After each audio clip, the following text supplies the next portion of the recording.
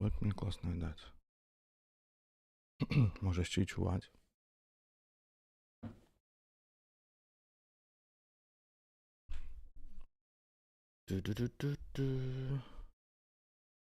Раз, два, три. Кто у нас там на связи? Кто-нибудь есть? Никого нема. Так, ну здається уже. Стрим пошел. Там Максима. Просьба, як завжди, підтвердити, що чи чувати. Мені там лайк надо. Sound is good and everything is fine. Я, видать, знову мені щось перекладає англійською мову. Дякую за повідомлення, гук добрий, все добре. О, прикиньте, тут просто... Дякую за повідомлення. Я сподіваюся, що цей стрім буде цікавий. Для вас. Бо він так ускосно, вельми ускосно зв'язаний. З певними речами. Вот. Тут проблемка такая в том, что выгляд человека на камере отрознивается. Не отрознивается. Все норм. Іншая проблема, насамрэч. Іншая проблема. То человек моего зросту просто уже не бачить без окуляров тексту на экране. Прикиньте. Это ж просто скандал.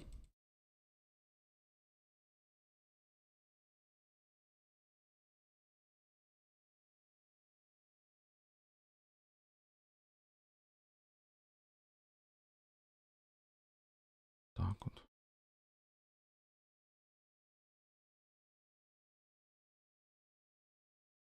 Короче, что-то незручно, тому что,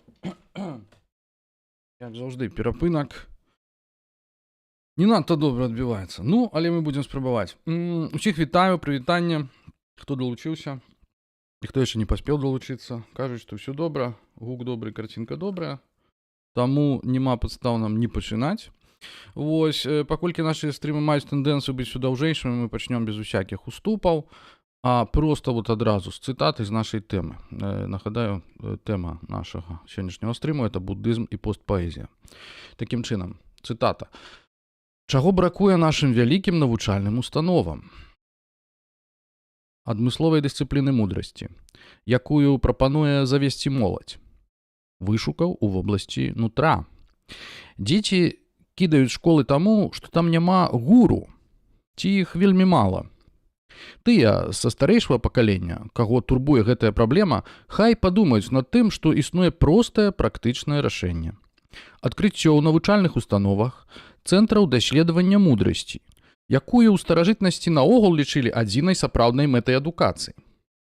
Адкрыццё акадэмій самаўсведамлення, увядзенне заняткаў па духоўных вучэннях, даршанаў, школ, так, дзе святыя людзі выкладалі б дысцыпліну ўсвядомленай мыслі.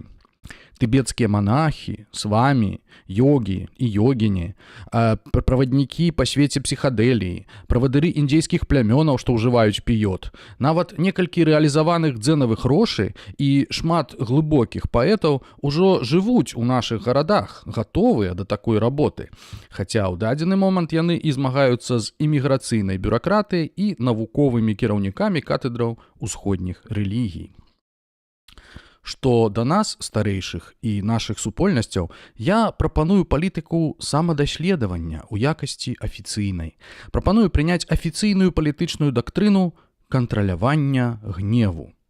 Трэба павярнуць у гэтым кірунку дзяржаўную прапаганду, царкоўнае і універсітэцкае выкладанне і даследаванні, а таксама запатрабаваць ад ураду выдзеліць пад гэта агромністыя сумы грошай, роўныя бюджэту касмічных праграм. А ўдоўж магістраляў паставіць білбарды з надпісамі «Кантралюй свой гнеў, усвядом сябе самога». З гэтага звароту можа здацца, што ў сучаснасці я чым далей, тым болей аддаляюся ад пачуццяў, ідэалогіі і паводзінаў меркаванай бальшыні маіх суграмадзянаў. Адсюль назва.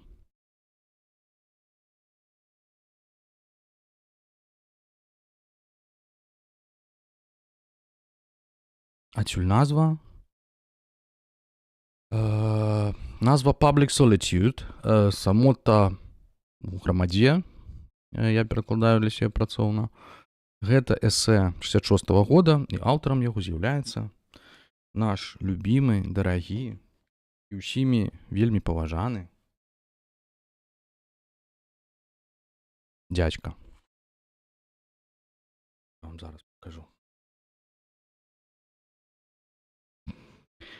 З кнігі, якую мне не так давно падаравалі і за якую я удзячны.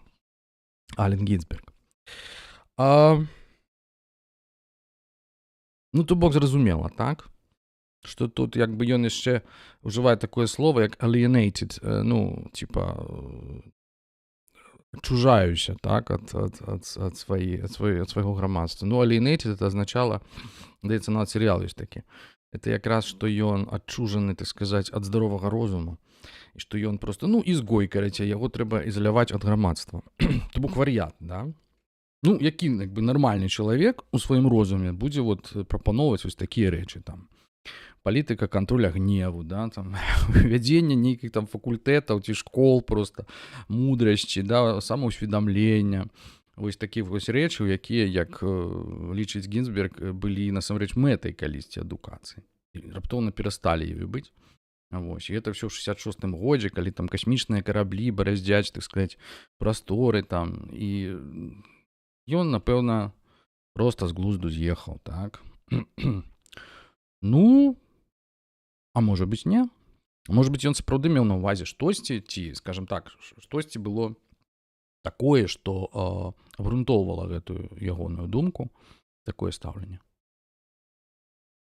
Паглядзім. Найперш мы павінны зразумець, якім было ягонае тагачаснае бачанне грамадства, у якім ён жыў, заходняго грамадства, так, дэмакратычнага грамадства, ось, капіталістычнага, якое было адным з бакоў супрацьстаяння ў халоднай вайне. Таму што якраз гэтаму грамадству ён адрасуе свае прапановы. Так, як яму палез, таму што якраз у гэтым грамадстве назіраецца сапраўды страта моладзю цікавасці да навучання, ось, такія вось няўдалыя, што называецца, пошукі сэнсу жыцця і гэтак далей. Ну, зрэшты, тое самае я літаральна сёння чытаў у тэлеграме, там, у сувязі з прафесіямі, як людзі выгараюць, таму што не могуць знайсці сэнсу у сваіх занятках і гэтак далей. Я думаю, што гэта многім з вас знаёмая сітуацыя. Дык вось, як Гінзберг апісваў тагачаснае грамадства для сябе і для нас. Ну, тыя, хто ведаюць, так, значыць, Хал, да, вось гэтую славутую паэму, так, не ведаю, па-усякаму перакладаюць, там, і ёкат, і сковыт, і выццё. Давайце дамовімся, што будзем перакладаць як сковыт, хаця такого слова ў слоўніку няма, але, мне здаецца, што калі скавытаць, там, ці там скуголіць, то можна вось утварыць па аналогіі з ёкатам. Вось, у другой частцы гэтай вядомай паэмы ён ёсць такі, ну, яна ўся складаецца, значыць, з такой літанні, можна сказаць, богу Молаху, вось, сімвалічнаму, і там ёсць такі радок: Молах жорсткі суддзя чалавекаў, так? Молах the heavy judger of men. Ну, это зноў жа пераклады паўсюль мае, там, так сказаць, не судзіце строга, вось, судзіць, так? Judger. То бок это не зусім суддзя, не judge, але той, хто судзіць, той, хто выносіць меркаванні нейкі, judgmenты, так? Вось. То бок, у гэтым слове мы разумеем, што ён мае на ўвазе не нейкую там, не юрыдычную пасаду, так? Нейкую, а менавіта рацыю, то бок рацыянальнасць, штосьці, што дазваляе сабе чалавека судзіць, так? І імпліцытна яму супрацьпастаўляецца мудрасць, якая разглядае чалавека на падставе спачування, вось, на падставе літасці, вось, і дазваляе, так сказаць, яго памілаваць, так? Калі вот заставацца ў рамках гэтай аналогіі з судом. То бок мы бачым Молаха, так, сістэму, якая нейкім чынам падаўляе індывіда. Тая ж самая думка ў яго праходзіць не толькі ў вершаваных тэкстах над перакладам якіх я ўсё яшчэ працую. Вось, але таксама і ў эсэ, якія якраз сабраны у гэтай кнізе. Ну, паспрабуем спыніцца некаторыя з іх, як бы яны ўсе такія вельмі блізкія па тэме, і фактычна іхныя думкі перагукаюцца між сабой. Эсэ «Маніфест на дзень незалежнасці», 1959 год. «Сковыт» — гэта 55 год паэма, так? Што піша Гінзберг? «Падаўленне кантэмплятыўнай індывідуальнасці амаль давершанае. Адзіныя непасрэдныя гістарычныя дадзеныя, якія мы можам ведаць і на падставе якіх дзейнічаем, пастаўляюцца нашым пачуццям праз сістэмы масавай камунікацыі. Гэтыя пасрэднікі, медыі, так? Акурат тыя месцы, дзе найглыбейшыя і самыя асабістыя чуллівасці і прызнанні трапляюць пад забарону, посмех, замоўчванне. Хто адхіляецца ад масавага сексуальнага стэрэатыпу, квіетысты, тыя, хто не хоча працаваць дзеля грошай, быць наёмнымі хлусамі ці выробнікамі зброі, ці ўступаць у войскі, каб забіваць і запалохваць, хто хоча бадзяцца, думаць, летуцець, дзеяць на свой адум, шчыра прамаўляць на публіцы, натхніўшыся дэмакратыяй. Які псіхічны лёс такіх людзей у сённяшняй Амерыцы? Масавая стэрэатыпная камунікацыя не дазваляе людзям мець спачуванне не толькі з іхнай уласнай прыродай, але з любой праявай нічым не абумоўленай індывідуальнасці. Пад масавай стэрэатыпнай камунікацыяй я маю на ўвазе журналістаў, камерцыйных выдаўцоў, літаратурных крытыкаў, мноства выкладчыкаў літаратуры і гэтак далей і гэтак далей. Паэзію ненавідзяць. Цэлыя акадэмічныя школы паўсталі, каб даказаць, што чалавечае ўсведамленне нічым не абумоўленага духу — гэта міт. Адзін прыклад. Мы адразу бачым, каго ён, так сказаць, малюе у якасці віноўнага за сітуацыю, за тое, што вось гэта ідэі, думкі бітнікаў, так, іхныя творы, паэзія, яны проста як бы перакручваюцца, не знаходзяць, скажем так, водгуку у людзей. Так, ён кажа, што проста нашы меркаванні дыктуюцца намі сродкамі фактычна масавай камунікацыі. Вось. З гэтага эсэ як бы такое адчуванне сапраўды паўсюднага пераследу. Ну, яно як бы было не штучным, так? Мы казалі, у нас уже быў стрым пра будызм і бітнікаў, нават 2 стрымы, так, 2 часткі. І мы казалі пра тое, што іхная творчасць трапляла пад цэнзуру, ось, пад пераслед. Яны самі там фактычна не вылазілі з вар'ятняў, пра што, ў прынцыпе, і пісалі, так.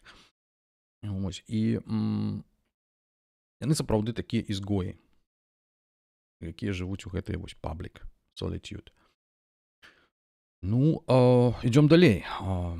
Ідуць гады, сітуацыя не мяняецца. 61 год, так? Эсэ з прыгожай назвай «Калі музыка мяняе тон, муры горада трымцяць». Это такая вельмі, канфуцыянская думка, якая падкрэслівае значэнне менавіта музыкі для фармавання грамадскага пачуцця. Пра гэта пісаў сапраўды Канфуцый адным з першых, але тут Гінзберг шырэй разумее музыку, так, як мастацтва агулам, так, у тым ліку літаратуры і так далей. Ось. Дык ён зноў жа тут скардзіцца найперш на неразуменне. На неразуменне з боку бальшынёвага грамадства, так? Мноства балбатні і інстытуцыялізаванага непаразумення, з якім мы, то бок бітнікі, так, сутыкнуліся і якое пераважна прыкрывалася імем добрага густу, маральных вартасцяў ці, што найбольш пафаснае, цывілізацыйных каштоўнасцяў, стала для мяне эпіфаніяй, так, это значит, ну вот, крыццём, да, як бы выяўленнем абсалютнага банкрутства сістэмы сённяшняй амерыканскай веды. Маецца на ўвазе як бы навука, адукацыя, вось гэта ўсё. Больш людзей бярэ свае ўявы, ну, пра бітнікаў, іх творчасць, так, з рэцэнзій, газет і тупых навуковых часопісаў, чым з сапраўдных тэкстаў. Ну, это, конечно, выраз тупыя навуковыя часопісы. Ну, маецца на ўвазе, натуральна, навукі гуманітарныя, так, і з якімі яны сутыкаліся, усе вось гэтыя катедры там ангельскай мовы і літаратуры, пад якія яны траплялі, вось, якія іх так спрабавалі нейкім чынам проста вось кудысьці ўпіхнуць, вот як заўсёды бывае, так, у нейкую такую вось нішу, Ну, это абсолютна тыповая з'ява, мы пра гэта яшчэ будзем казаць, так што яна нікуды не дзелася і ў сучаснасці. Гінзберг кажа: «Неўзабаве я зусім перастану нават спрабаваць паслядоўна камунікаваць з большасцю прадстаўнікоў навуковай, журналісцкай, медыйнай і выдавецкай прафесій і пакіну іх варыцца ва ўласным соку іхных смехатворна неўпарадкаваных ідэй. Зануды, там такімі вялікімі літарамі ідзе. Зануды, заглухніце і вучыцеся ці валіце дамоў. Але, на жаль, свет квадратаў, вось гэтых вось занудаў, так, squares, ніколі не пераставаў і не перастане даёбвацца да хіповай музы. Хіп. Тут раптоўна узнікае такая вось гэты дуалізм, так, ну, ён як бы імпліцытна прысутнічае, да, што на адным баку яны, а на іншым мы. Але тут ён атрымлівае імя. Такое крышачку неакрэсленае, можна сказаць. Вось гэтыя squares, як бы тыповае слэнгавае слова Амерыкі 50-х, 60-х гадоў. Якраз з хіпстэрскага, з хіпавага, як бы так, лексікону. Калі памятаеце Pulp Fiction, так, яна там, Мія Уолас там в адным сцэне кажа, don't be a... і паказвае яму, так, don't be a square. Я, калі гэты фільм перакладаў, то перакладаў это не будь такі абмежаваны, ну, таму што, як бы, няма аналега у нас гэтага панятку, які быў бы звязаны з гэтым. Вось, чатырохкутнікам, вось, ці там квадратам, так, як мы ў Менску іх называлі ў маладосці квадратамі, гэтых таварышаў. Вось, ну і супрацьлегласць гэтым занудам квадратам, это менавіта хіп, так, хіпстары. Значыць, у імя чаго это ўсё адбываецца, так, значыць, як ён кажа, як ён тлумачыць, чаму важна для таго, каб меркаванне бітнікаў у грамадстве чулі, так, іхны голас. Палітычная свабода можа быць абароненая толькі бясстрашным, вольным, адважным уяўленнем з пачуццём гумару, неабмежаванай ментальнасцю, неабмежаванай паэтыкай і неабмежаванай дэмакратыяй. І ён, значит, выказвае спадзяванне, што бастыён лібертарна-анархісцкіх сексуалізаваных асабістых вершаў і прозы, створаны пад шквалам крытычных атак сярэдняй клясы, гэта ментальныя бомбы, што яшчэ выбухнуць у новых генерацыях моладзі. Ну, яны і выбухнулі, а можа яшчэ і выбухнуць, паглядзім, так. Наступны тэкст, які я дазволю сабе працытаваць урыўкі, так, это празаічны ўнёсак у кубінскую рэвалюцыю, 61 год.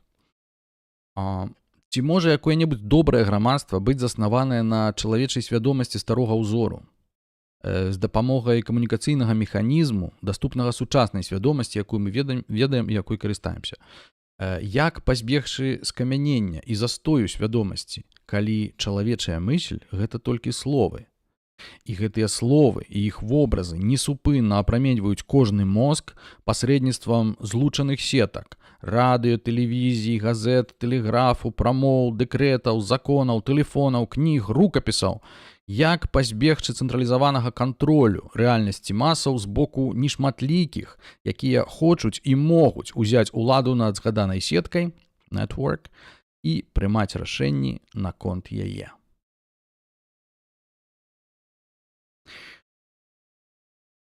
Уяўляем, так?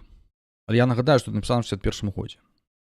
Дарэчы, гэтае эсэ, яно ўтрымлівае крытыку як грамадства капіталістычнага, так і так званага сацыялістычнага альтэрнатыўнага, так ён як бы ўжо пабываў тады у краінах такіх як Куба і так далей, то бок бачыў, што там якраз у 60-х годах, так, бачыў, што там адбываецца і быў абсалютна не натхнёны гэтым усім, яго нават дэпартавалі.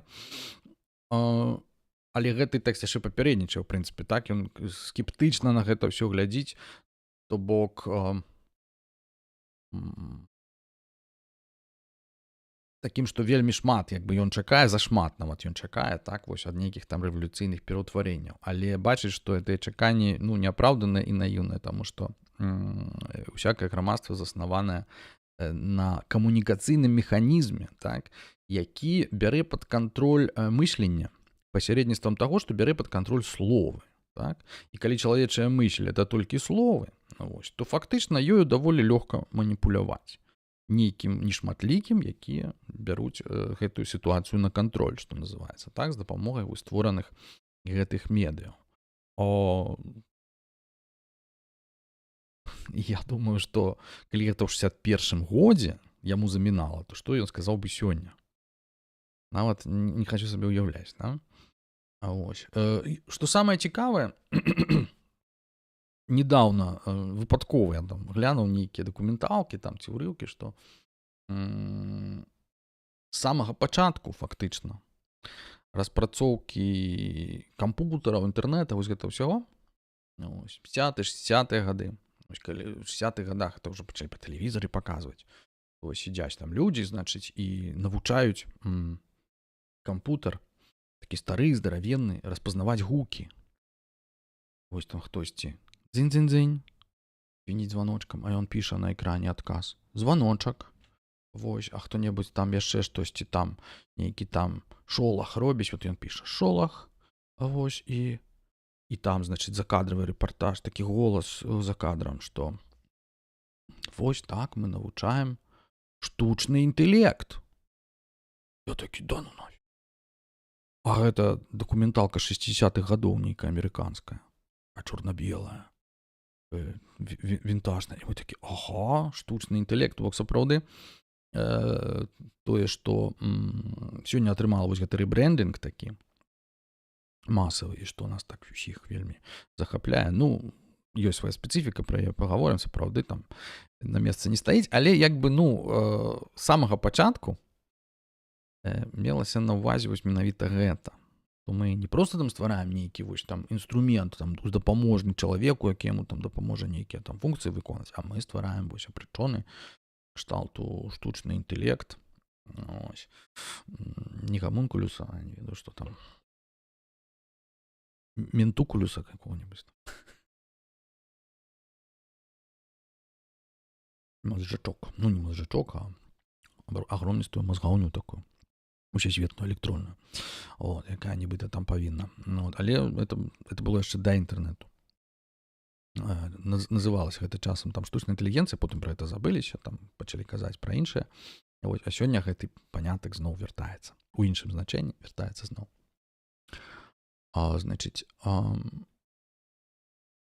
Гінзберг гаворыць, што усе гэтыя рэчы магчымыя на падставе мовы.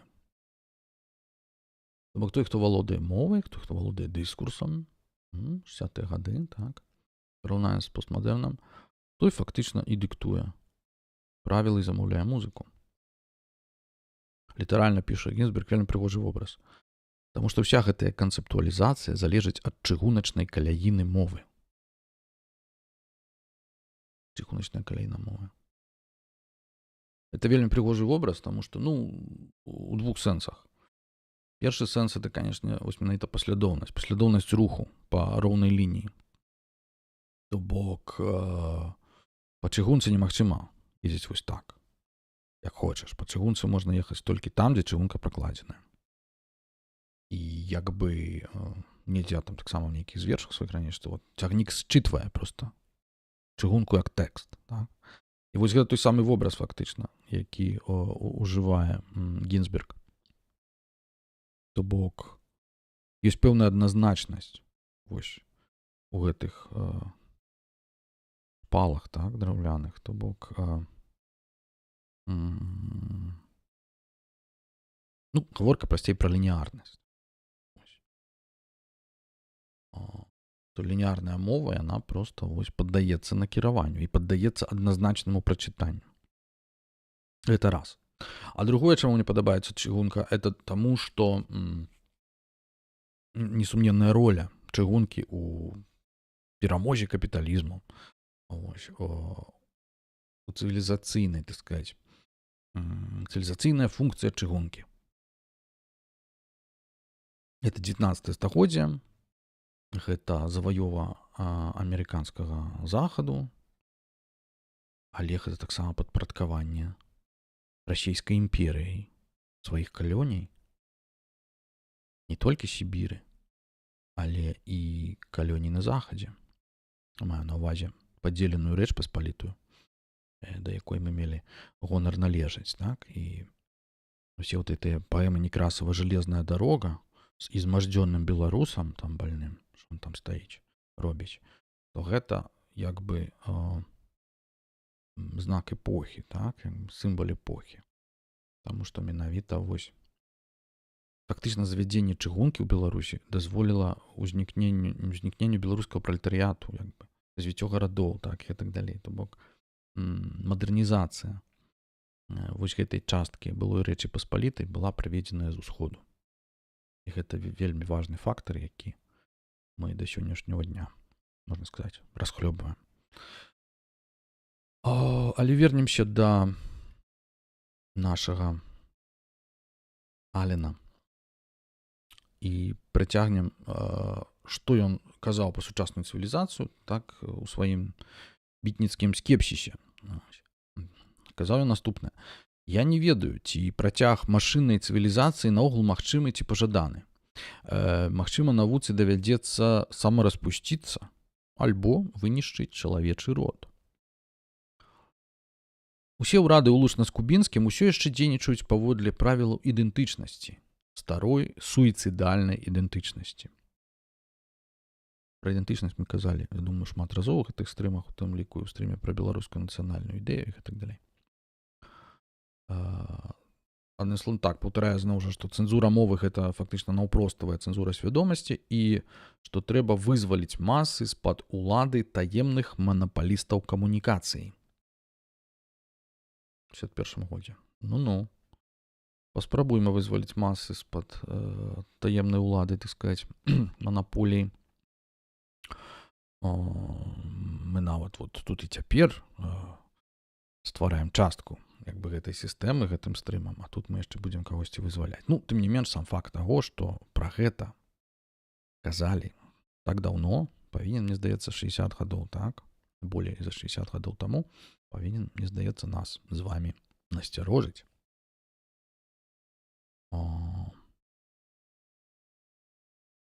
І іншая такая рыса, якую цікава Гінзберг адзначае, так? Это ўжо інтэрв'ю яго на 70-го года. Зноў жа, час ідзе, нічого не мяняецца з ягонага гледзяча. Ён піша: «Пасярэдніцтвам страху уласнага цела чалавек спазнае, што ён абкружаны агромністай машынай-робатам, якая нішчыць і раздзяляе людзей, адрывае іх ад прыроды, ад жыцця і ўмірання». Ну, то бок, вось гэта тая самая дэгуманізацыя, да?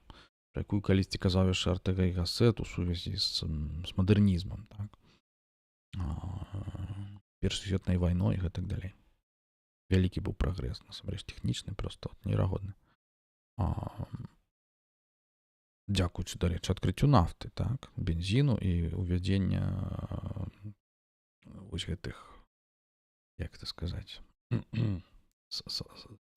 аўтамабіляў, тых, што не толькі аўтамабіляў, а тых, што самі рухаюцца, так, вось гэтыя пераносныя рухавікі. Вось, таму што дагэтуль нават пры развіцці чыгункі, так і метро і ўсё астатняе, это была там пара, газ і пачыналася электрычнасць. Ось. Але менавіта адкрыццё і развіццё нафты яно дало такі вялікі скачок у тэхнічным развіцці, так, у 20 стагоддзі. Ну, не пра гэта, як бы пра гэта, але на дадзены момант якраз хацеў сказаць, што пасярэдніцтвам страха ўласнага цела чалавек пазнае, так, ён жыве ў машыне-робаце. Бок это тое, што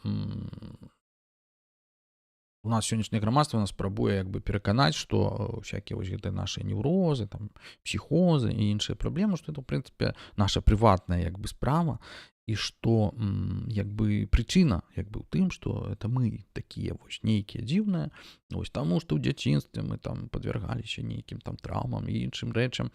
Вось, а як бы асяроддзе, як бы нібыта яно як бы зусім і не пры чым. І лад жыцця, які мы вядзем, і праблемы, якія мы маем, яны як бы, ну так, яны як бы спрыяюць, ствараюць умовы, але гэта не прычыны. Так, калі ўжо казаць мовай буддыйскай філасофіі. Ёсць прычыны, а ёсць умовы. Яны аднолькава важныя для ўзнікнення. А тут як бы Гінзберг наадварот. Ён называе прычынай, непасрэднай прычынай всех гэтых страхаў цела менавіта вось гэтую машыну. у якой людзі існуюць, а не проста перадумовай. Цікава. То бок,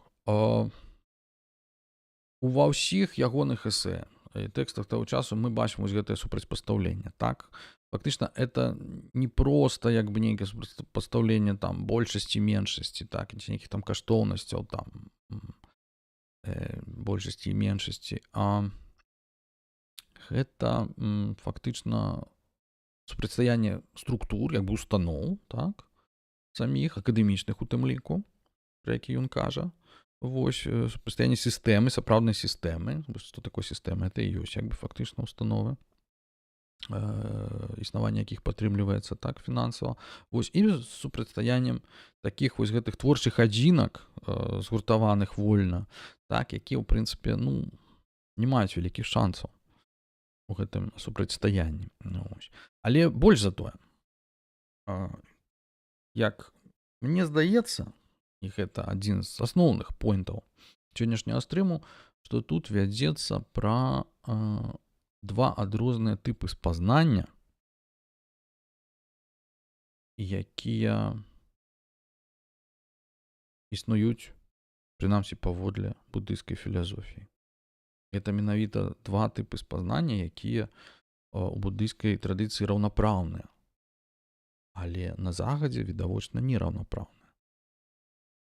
Вядзецца пра спазнанне апасродкаванае, абстрактнае альбо канцэптуальнае. Ось. Спазнанне, можна сказаць, кніжнае, ці там на падставе мовы, ці нейкага іншага канвенцыйнага коду, так? Ось. І пра спазнанне непасрэднае. Спазнанне неканцэптуальнае, тое, што на санскрыце называецца акальпана джняна,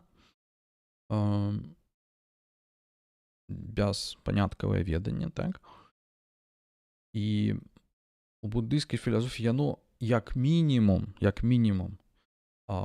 не менш важнае, а ў прынцыпе у многіх і болей важнае, чым спазнанне абстрактнае. Дык вось нашыя бітнікі з вамі і Гінзберг, які пра гэта ўсё піша, і так не можа зразумець, ну як жа ж яго не разумеюць прадстаўнікі вось гэтых акадэмічных устаноў, эстэблішменту акадэмічных і так далей. Ну так, таму што яны заснаваныя на абсалютна іншым прынцыпе. А ты нам тут прапаноўваеш штосьці, чаго мы не ведаем, як нам ухапіць. Фактычна, як бы прааналізаваць, так, сваёй мовай. То бок, два тыпы спазнання.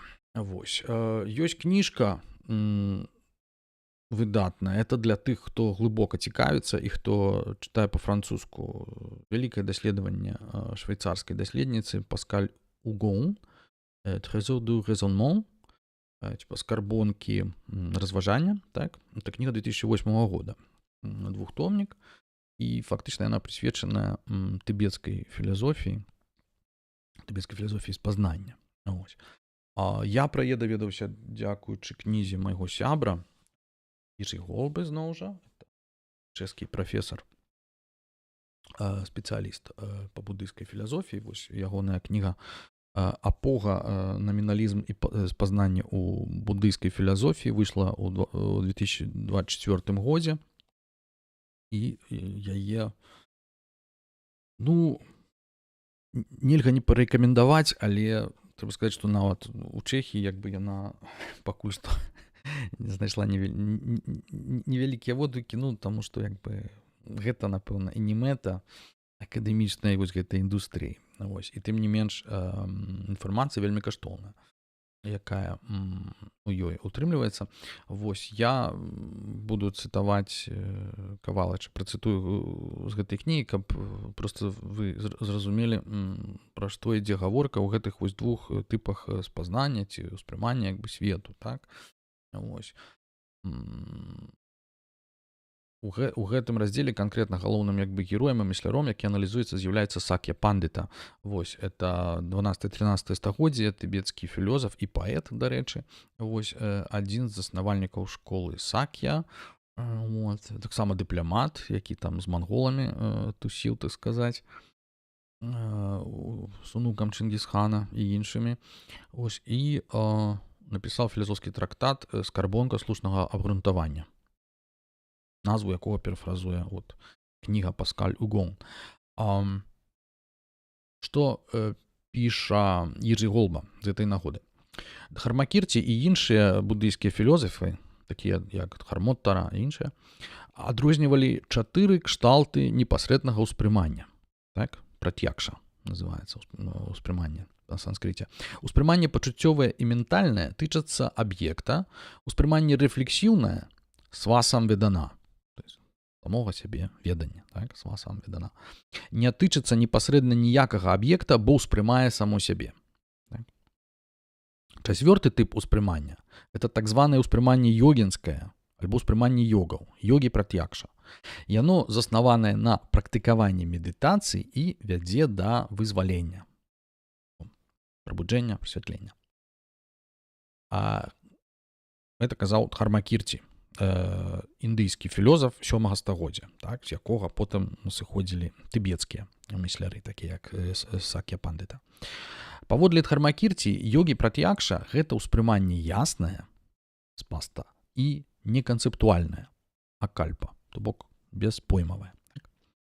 Яно настае тады, калі практыка медытацыі, альбо бхагавана, дасягае вяршыні. Адзіны аб'ект медытацыі для гэтага тыпу спазнання – гэта Буддавы 4 узнёслыя праўды. Я неправильно вымовил, сказал Бхагаван – это самого Будду называюць, а практика медитации Бхавана. Вось, правильно треба казаць. Вось. То бок, гэта беспоймавае ўспрыняцце йогінскае, йогі пратьякша настае тады, калі практыка медытацыі дасягае вяршыні. Адзіны аб'ект медытацыі для гэтага тыпу спазнання – гэта Буддавы 4 узнёслыя праўды. Так? Паколькі гэтыя 4 праўды не ёсць галюцынацыяй, ці там ілюзіяй, так? То йогінскае ўспрыманне лічыцца адэкватным сродкам спазнання, прамана. Іх была цэлая тэорыя, там, якія сродкі, так сказаць, спазнання як бы адэкватныя, якія вядуць да слушнага разумення, якія вядуць да няслушнага і так далей. Дык вось, гэтае йогінскае ўспрыманне, так званае, яно лічыцца слушным. Вось, таму што прадметам гэтай ягонай медытацыі ёсць вось гэтыя усеахопныя 4 праўды узнёслыя Буддавы, так, і як бы калі на іх вось засяродзіцца, то ўспрыманне рэальнасці будзе як бы не ілюзорным, так, а праўдзівым, так. Сакья Пандыта таксама лічыць йогінскае ўспрыманне асобнай катэгорыяй ўспрымання. Ён кажа, што непасрэднае ўспрыманне, пратьякша, дзейнічае без частак. Это значыць, што яно не структураванае, то бок як бы сінтэтычнае, ўспрымаецца адразу, як гештальт, так, узнікае адразу. І ёсць супрацьлегласцю канцэптуальнага мыслення кальпана, якое дзейнічае як бы структуравана. То бок падзелены на часткі.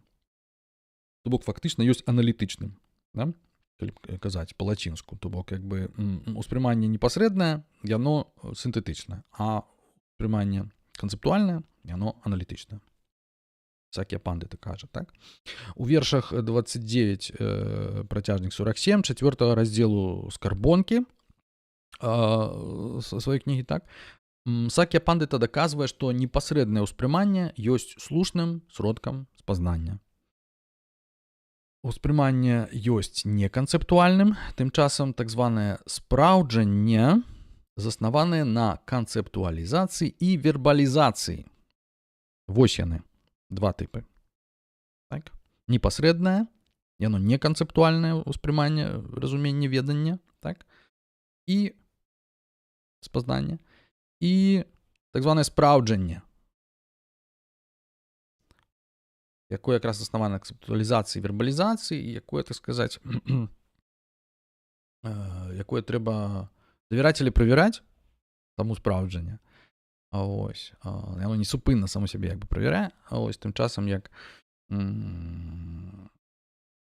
непасрэднае ўспрыманне, яно як бы вось дадзенае адразу, да, як гештальт, як бы. Яму мы давяраем, як бы. Пар дефініцыёнам, так сказаць. Ну, вось, такая крышачку моя інтэрпрэтацыя. Гэта фактычна я хацеў вам паказаць, што сапраўды як бы гэта феномен вядомы ў будыйскай філасофіі, ім займаюцца, яго вывучаюць. Вось. І паходзіць ён сапраўды ад індыйскіх махаянавых філёзафаў. Там на працягу 1000 гадоў яны ім займаліся, так? Ось. Далей распрацоўвалі, так? Вось, напрыклад, быў такі Лово Ханчен, які ўжо ў 15-16 стагоддзі, так? Ён лічыўся рэінкарнацыяй Сакья Пандыты. Вось. І ён ужо там адрозніваў два кшталты гэтага йогінскага ўспрымання. Ось, са з'явай і без з'явы, так? Першае это ўспрыманне гэтых аб'ектаў са з'явай, а другое як бы это самаўспрыманне зноў жа як бы самого сябе вось гэтым йогаўскім так званым. Это маецца на ўвазе менавіта паслядоўнік будызму, так? Вось архат, так, які практыкуе медытацыю. І яму якраз даступнае гэтае другое непасрэднае спазнанне. Хай ужо аб'ектыўнае, так, это бок свету, аб'ектаў альбо самаспазнанне, да? Вось, ну это такая тэорыя. Вось, яна даволі, як кажу, складаная, як бы і ёю, каб займацца, то трэба шмат часу і энергіі прысвяціць. Вось. Я як проста як будыст, які практыкуе, мяне гэта цікавіць, але я як бы ў гэтым на ўзроўні прафесійным не разбіраюся, таму я веру сваім сябрам-прафесіяналам, не толькі сябрам, а проста в гэтым сэнсе як бы навукоўцам, так, якія ось з дапамогай канцэптуальнага спазнання спрабуюць аналізаваць сваіх тыбецкіх, індыйскіх і іншых буддыйскіх папярэднікаў. Ну, ось. Але мой падыход натуральна іншы. Я якраз той практычна той, хто практыкуе гэта ўсё і з задавальненнем бачыць вось як іншы спосаб спазнання пацвярджае некаторыя дадзеныя, якія, я спадзяюся, атрымаў з дапамогай непасрэднага, так бы, першага спосабу спазнання, так? Этой практыкі, так званай. Як казалі марксісты, адзінства тэорыі і практыкі. Ось. Ну, жарты жартамі. Ось.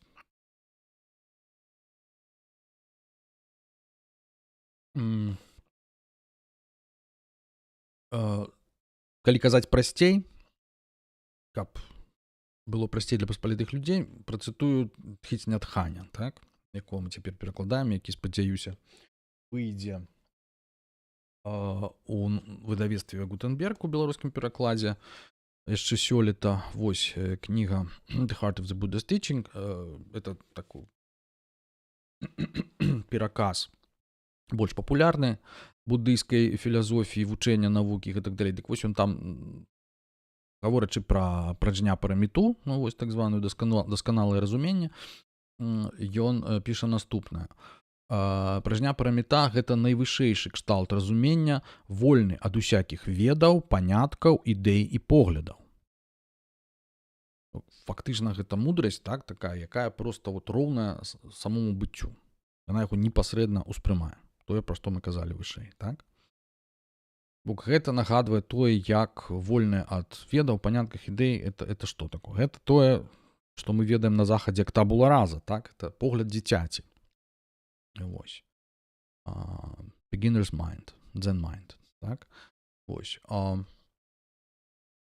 Гэта погляд, пры якім уражанні вось чалавека, які яго бачыць, так, это можа быць сапраўды там йог, той, хто медытуе, так, хто заўгодна, ягонае ўражанне, ці там бітніцкі паэт, так, ягонае ўражанне сваёй інтэнсіўнасцю, свежасцю і навізной, так, нагадваюць менавіта вот ўражанне дзіцяці, якое бачыць штосьці упершыню, так, бачыць свет. Вось гэта маецца на ўвазе. Так, што яно як бы не канцэптуальна, это проста свежасць, яснасць, інтэнсіўнасць успрымання. І ў гэтым якраз палягае мудрасць. У гэтым кшталце ўспрымання. Гледзячы буддыйскай філасофіі. Таксама. Часам гэтае разуменне, вось гэта непасрэднае ўспрыманне, яно такое спрошчанае, так? То бок сапраўды лічыцца, што вот яно такое проста бязмозглае, то бок проста это нейкае вот утыканне ў штосьці і ўспрыняцце вось гэта, так? Што там як бы сапраўды няма ніякіх паняткаў. Ну, мы не можам як бы у мысль дзіцяці перанесціся, мы толькі так сабе ўяўляем, што так можа быць. Мы можам пры дапамозе медытацыі паспрабаваць трапіць у такі стан, калі мы як бы пазбавімся ці просто не будзем залежнымі ад вось гэтага поймавага мыслення.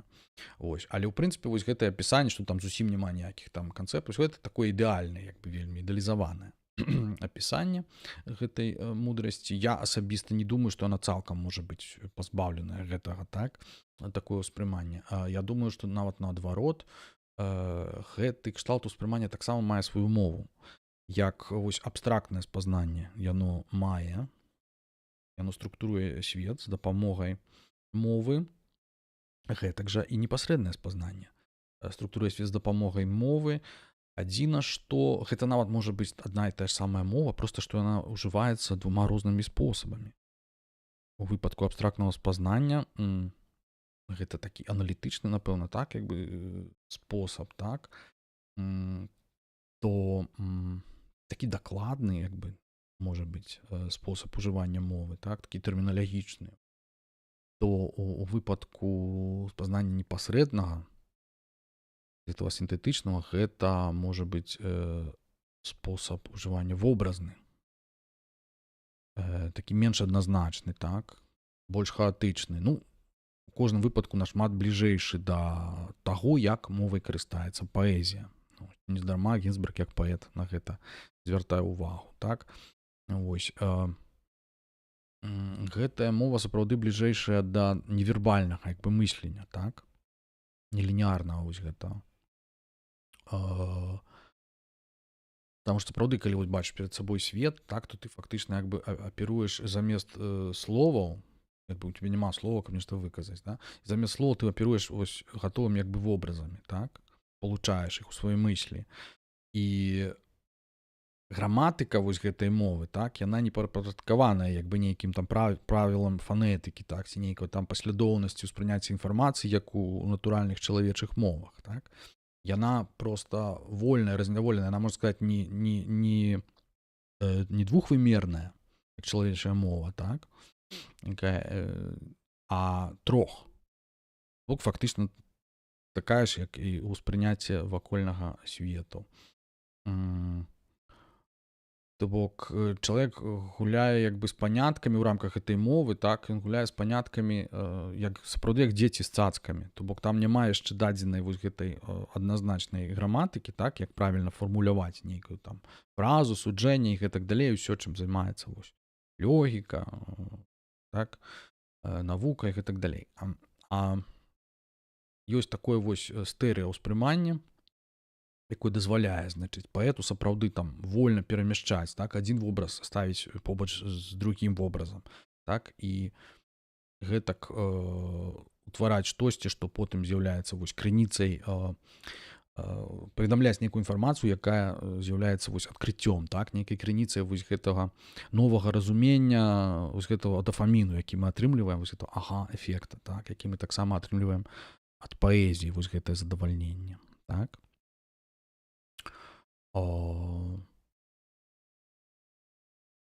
Ну і гістарычна, так, гэтыя два тыпы спазнання, яны як бы абумоўленыя эвалюцыйна ў тым ліку, так, таму што чалавечая свядомасць, якая сфармавалася, ну, у тым ліку з дапамогай чалавечай мовы, так, і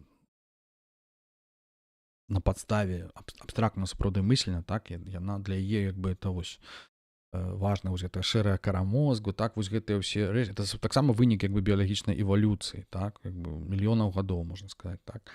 Вось, тым часам як вось непасрэднае спазнанне, яно нас як бы вяртае як бы у не то, што там дээвалюцыя адбываецца, так, але проста это рух як бы у іншым кірунку, так сказаць, да вытокаў, так, да вось гэтага сапраўды ўспрымання, вось да, не ведаю, груба кажучы, да амігдалы, да, вось да інстынктаў такіх, якія ў нас агульныя з жывёламі і з усімі чуйнымі істотамі, то бок гэта такое успрыманне, якое сапраўды ўласцівае і жывёлам, і нас яднае з імі разам.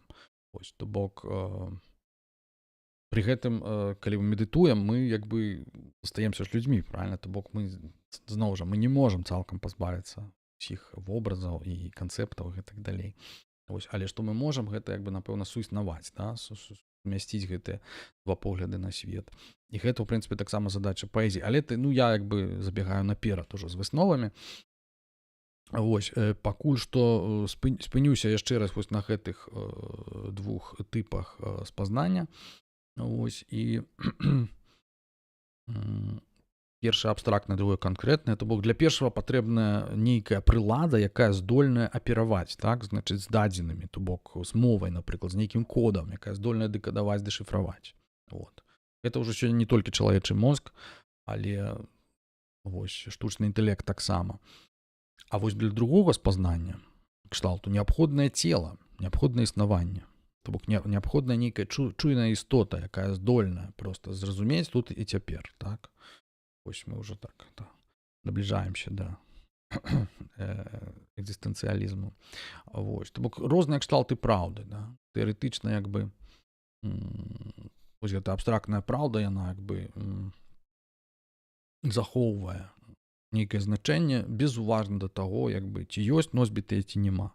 Вось, а тым часам праўда, якая дадзена ў непасрэдным успрыманні, яна залежыць ад наяўнасці носьбіта. Але гэта не абавязкова павінен быць адзін той жа носьбіт. Вось, гэта можа быць уцелаўленне папярэдняга носьбіта, так, ці проста нехта іншы. Так, ну, я спадзяюся, што вы зразумелі, так, што я маю на ўвазе. Так, мы, груба кажучы, вельмі груба мы кажам там пра дзве паўкулі, так, там мозгу, там, да, матэматычна нейкую абстрактную творчую, да, вось навука і мастацтва і гэтак далей. А то, што вот мой настаўнік фізікі казаў, што, ну, кажа, немагчыма вызначыць, хто быў большы геній, так, Ньютон ці Ван Гог. А я такі заўсёды думаў, што Ньютон, напэўна. Не, ён кажа, не факт. Вось. Это просто абсалютна дзве розныя галіны дзейнасці. То бок ні адзін з іх не мог бы быць другім, калі б яны памяняліся месцамі. І гэта як бы, ну, даволі цікавае такое спраўджанне, якое свой час, магчыма, і вызначыла маё жыццё у чымсьці, мае зацікаўленне.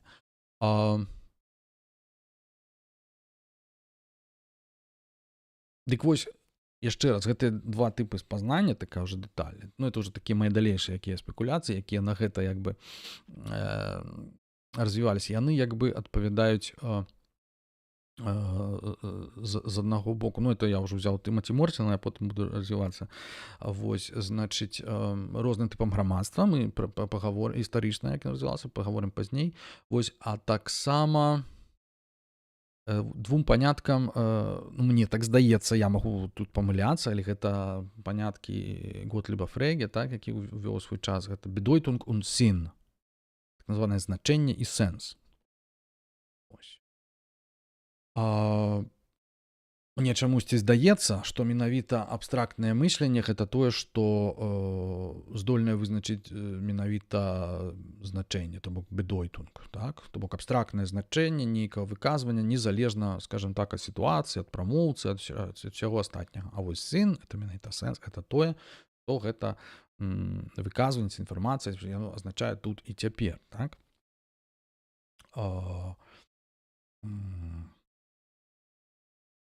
Гэта яшчэ тут і цяпер важна сказаць і не дзе гэта. Ну, я потым, напэўна, нагадаю, ёсць такое паняцце ў будыйскай філасофіі як suchness, адно з такіх асноўных, як бы, ці сапраўдная дадзенасць, так і называюць, будхата татха. І менавіта яна ёсць вынікам непасрэднага ўспрымання. Потому что, калі гаворыць, што гэткасць, можна яе перакласць, я так перакладаю, як гэткасць.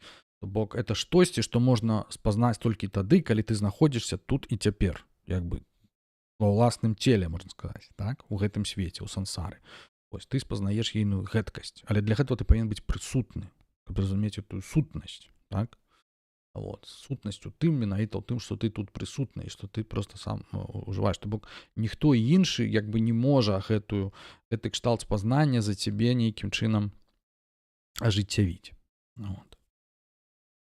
Усе астатнія могуць на яго толькі намекаць. То бок, я думаю, што я ўжо дастаткова абмежаваў вось гэтыя два полюсы, паміж якімі адбываецца фактычна канфлікт, вось гэта непаразуменне, так? Паміж нейкім афіцыйным вось гэтым абстрактным дыскурсам машынным, так, які Гінзберг называе вось гэтым молахам, і ягоным вось гэтым буддыйскім бітніцкім творчым падыходам і светапоглядам. Можна сказаць, вот паміж этой цывілізацыяй, так, якую ён кажа, што доўга яна не пратрывае, там, калі навука не навучыцца сябе абмяжоўваць, ось, і паміж вось гэтым вот, вось гэтым варварствам, так, там, цывілізацыён і барбарій, да? Вось гэтым такім дзікунствам прыродным, адпачатным, вось гэтых нашых бітнікаў неўтаймаваных, так.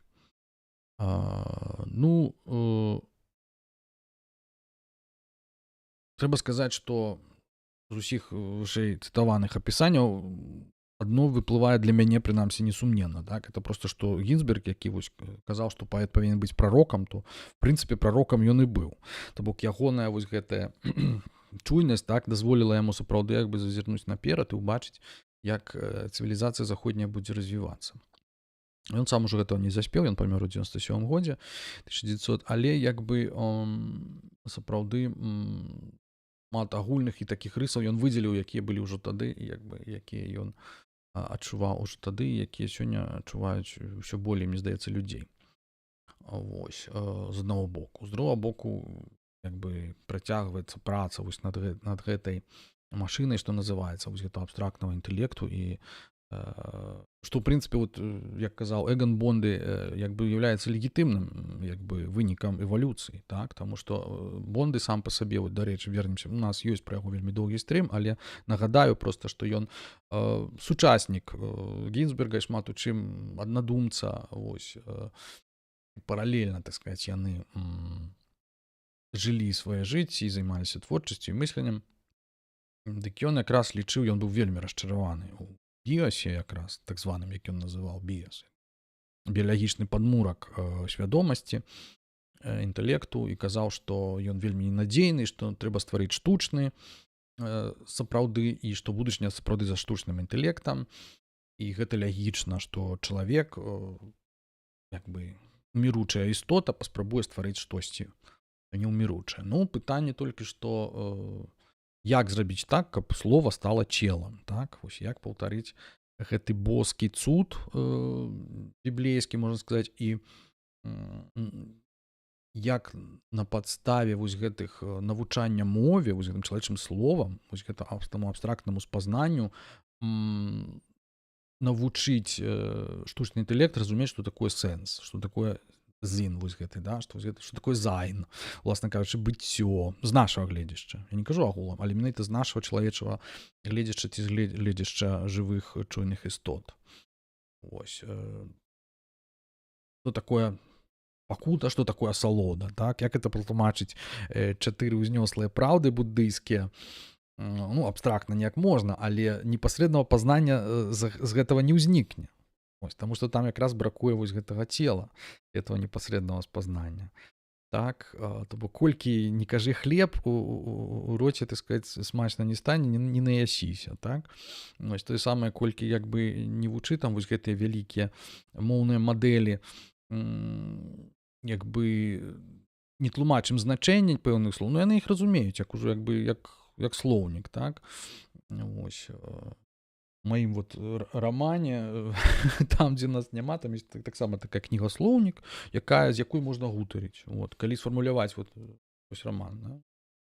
Он сам косіць пад такую кнігу, тотальна універсальную, дзе нібыта ёсць усе адказы. То есть, як бы, калі задаць пэўнае пытанне правільным спосабам, мовай кнігі, зрабіць такі промпт, то кніга дасць сама адказ. Вось, то бок, як бы, штучны інтэлект. Паводле раману яе прыдумалі яшчэ там у 16-17 стагоддзі імаверы, такая секта, парабуддыйская секта беларусаў, вось, але потым аказваецца, што это все фейкі і так далей, ну, карацей, не буду пераказваць, але як бы штучны інтэлект, як бы, ну, сам па сабе м, весці сам з сабой дыялог ён натуральна можа. Ось. І выконваць нейкія такія, як аўтамат, нейкія задачы ў рамках, у контуры, так сказаць, сваёй. Вот. Але выйсці за межы вось гэта абстрактнага тыпу спазнання, я перакананы, што пакуль это немагчыма. Это вельмі складана там нешта будаваць, нейкую самарэгуляцыю. У мяне быў знаёмы адзін тут навуковец, прыхільнік такі трансгуманізму, ось, які мяне пераконваў, што чалавек фактычна той самы робат, і таму даволі проста саздаць як бы такі механізм, навошта, арганізм это і ёсць механізм. Вот як лічыў Дэкарт, да, там пра жывёлы ён казаў. Ось. Так і тут, што чалавек таксама, в прынцыпе, механізм. А это значыць, што можна стварыць рэпліку, такі механізм, які будзе себе паводзіць як арганізм. І проста, што там нейкія прыродныя функцыі будуць заменены функцыямі, так сказаць, нейкімі там механічнымі, электрычнымі і так далей. Я яму сказаў good luck, і займайцеся і стварайце. Але гэта не значыць, што калі мы створым, там, зымітуем такую копію, што яна будзе мець разуменне, што такое існаваць, што такое зін, і што яна не будзе саліпсістам, як мы казалі ў стрыме пра кліму, так, што вось гэты абсалютны суперінтэлект, які б ён не быў, ён проста, ён не будзе ўспрымаць ніякай рэальнасці, таму што для яго не існуе рэальнасці, для яго існуюць дадзеныя, проста дадзеныя. Ось, таму што яму дадзена ў адрозненне ад нас толькі адзін спосаб спазнання. А буддыйская філасофія кажа, што нам іх дадзена два. Так вось, праблема Гінзберга і бітнікаў, каб вярнуцца, якраз палягае ў тым, што цывілізацыя сучасная забывае пра гэты спосаб спазнання. А Гінзберг кажа, што варта яго культываваць і нават у школах і навучальных установах выкладаць, таму што без яго чалавек не поўны і ён не разумее сэнсу свайго існавання. Ён можа разумець бедойтунг, значэнне сваё, але сэнсу можа і не разумець. Адным словам, вось так, да? Сучасная сітуацыя, такая, невясёлая ў гэтым плане. Вось, таму што, як я сказаў, сапраўды, гэтая, спосаб успрыняцця чалавечы маецца на ўвазе непасрэдны, ён ужо яго няма, але яго спрабуюць, яго немагчыма сканструяваць пакуль што, але яго магчыма імітаваць. І вось мы ўжо дэлегуем пэўныя функцыі чалавечай мыслі, так? Тое, што называе Наомі Кляйн, аутсорсінг мыслення адбываецца. Ён кажа, што это фашысцкая ідэя. Значыць, што яны пазбаўляюць людзей мыслення. Я не до конца згодны, але лічу, што абстрактнае мысленне, яно даўно адбываецца аутсорсінг, так? Напрыклад, калькулятар. Вось такая штука карысная. Вот, якая нас пазбаўляе вось гэтых доўгіх падлікаў. Вось. І фактычна, што такое AI, вось гэты чат GPT, вось гэты, это фактычна таксама калькулятар, толькі са словамі замест лічбаў. Таму ім патрэбныя словы вось у адным значэнні правільным. Вось. Таму што калі там два значэнні, яны будуць выбіраць тое, якое пераважна большасці, так? Аналізаваць. І фактычна яны трапляюць даволі больше не выпадкаў яны трапляюць. То бок гэта такі моўны калькулятар, можна сказаць. Вось. То бок дэлегаваць яму пэўныя задачы это нармальна. Вось. Іншая праблема, калі адбываецца, калі яму дэлегуюць, не ведаю, там, стварэнне музыкі, напрыклад.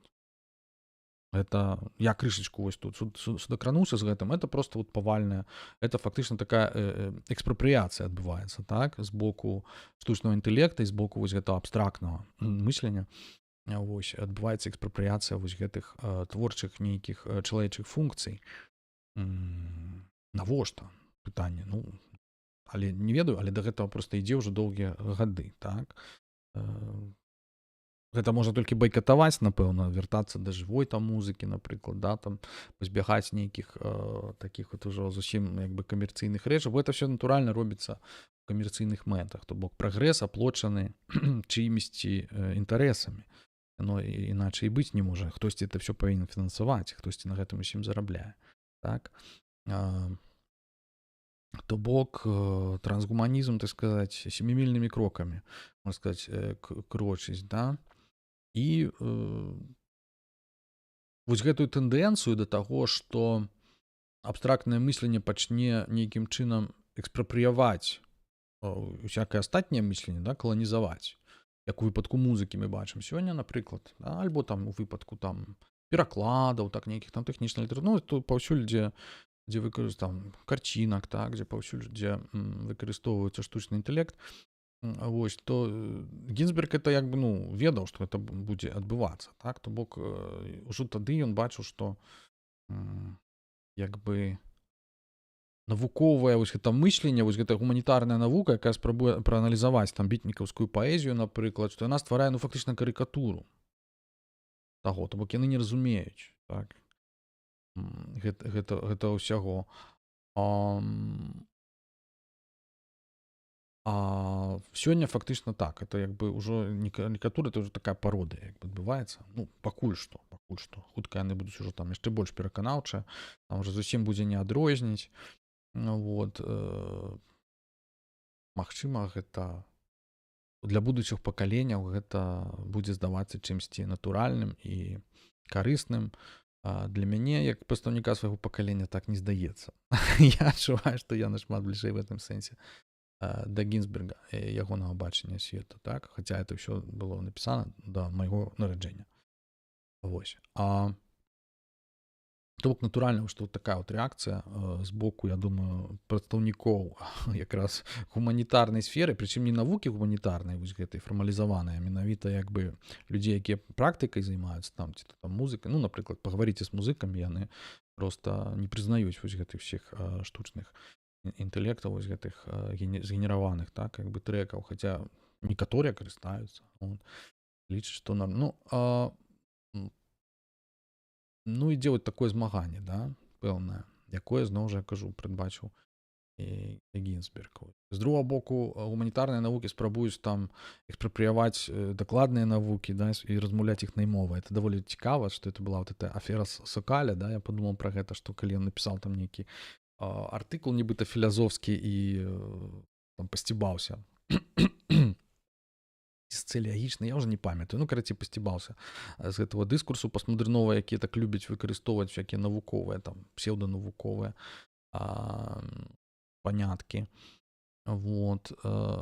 Ну, то бок, такая нервовая рэакцыя, да, з боку дакладнай навукі, таму што калі там гуманітарый, да, спрабуюць там нейкім чынам гэта ўсё пераймаць, ну, канечне, часам глядзіцца даволі смешна, то бок, як бы вучацца мове, якую, як бы, ну, ці размаўляюць на мове, якой не валодаюць, так, это даволі сапраўды камічна. Вот. Адным словам, хацеў сказаць, ну, проста, што вот навука, і зрэшты, і гуманітарная навука, яна як бы вельмі сур'ёзна сябе ўспрымае, да, і калі хтосьці спрабуе па-за межамі вось гэтых нейкіх інстытутаў і структур ствараць і пашыраць нейкае веданне, то гэта заўсёды так выклікае такую нервовую вельмі рэакцыю. Ось, ну, сёння гэта абсалютна звычайная рэч. Чаму? Таму што адваротны бок вось гэтага прагрэсу — это вот адкрыццё сродкаў масавай інфармацыі, вось гэтая даступнасць. І вот цяпер любы чувак накшталт мяне, які там, ну, там мае там нейкі там жыццёвы досвед, там, скажам, у галіне там літаратурнай творчасці, там, не ведаю, там, перакладу, там, вывучаў мовазнаўства калісьці, там, і гэтак далей, гэтак далей. Вось, дык вось ён можа проста цікавіцца будызмам, вот як я, так, ён можа проста вось на сваім канале проста камусьці штосьці там вціраць і загружаць. Вось. І такіх даволі шмат, і ўсё, што, ну, як бы добра, калі это яшчэ нечым як бы абгрунтавана, і калі это проста вось сам штучны інтэлект, да, в YouTube сам стварае нейкія ролікі, якія там на падставе нейкіх там правераных, што называецца, крыніц. Ну, а ёсць жа все гэтыя канспіролагі, ось, а пагаварыць, вот такія вот аматары, так сказаць, альтэрнатыўных всякіх вось гэтых рэчаў. Вот, ну, яны, канешне, нервовую рэакцыю выклікаюць не толькі, я думаю, у навукоўцаў, але ў мяне таксама ў тым ліку. Ось там. Все-таки я тут раўнавагу буддыскую у гэтым сэнсе. Вот. Хаця, канешне, з нашага заходняга гледзяшча, калі, ну, ты цікавішся іншай рацыянальнасцю апроч нашай рацыянальнасці, вот, то тебе ўжо адразу там записваюць эзотэрыку, ці як там Зіновій Станіславович Пазняк кажа, это крышнаізацыя свядомасці. Крышнаізацыя. Вот. Ну, нічого.